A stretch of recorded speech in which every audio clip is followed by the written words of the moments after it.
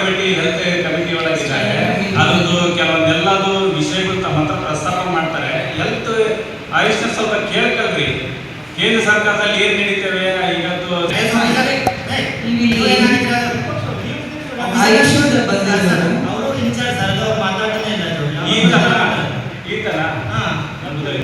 ನಂತರ ಅವರಿಗೆ ಚಾರ್ಜ್ ಬಂದಿದ್ದೇವೆ.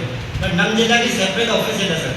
ಅದಕ್ಕೆ ಆಯುಷ್ನಲ್ಲಿ I don't agree with this. Separate officer ಈಗ 26 ಸ್ಟಾಫ್ ನಲ್ಲಿ ಕೇಸಸ್ ಅಷ್ಟೇ ಇದೆ. ಬಟ್ ಏನ್ ಟ್ರೀಟ್ಮೆಂಟ್ ಕೊಡ್ತಾ ಇದ್ದೀರಾ?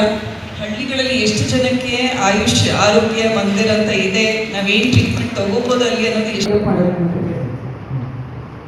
ಮಹಿಳಾ ಮತ್ತು ಮಕ್ಕಳ ಕಲ್ಯಾಣ ಇಲಾಖೆ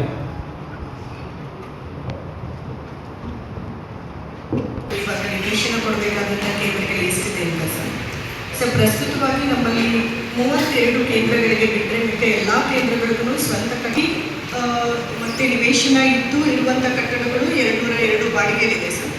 ನಂತರ ಇತರೆ ಸರ್ಕಾರಿ ಕಟ್ಟಡಗಳಲ್ಲಿ ನಡೀತಾ ಇರ್ತಕ್ಕಂಥ ಅಂಗನವಾಡಿಗಳು SNPಯಲ್ಲಿ ಇರ್ತಕ್ಕಂಥ ಭೇಟಿ ನೀಡಿದ್ದೀವಿ ಸರ್. ಅಂಗನವಾಡಿಯನ್ನು ವಿಸಿಟ್ ಮಾಡಿದ್ದೀವಿ ಮತ್ತು ಅಲ್ಲಿ ಎಲ್ಲ ಫಲಾನುಭವಿಗಳು ಗರ್ಭಿಣಿ ಬಾಣಂತಿಯರ ಮನೆಗಳಿಗೂ ವಿಸಿಟ್ ಮಾಡಿದ್ದೀವಿ ಸರ್.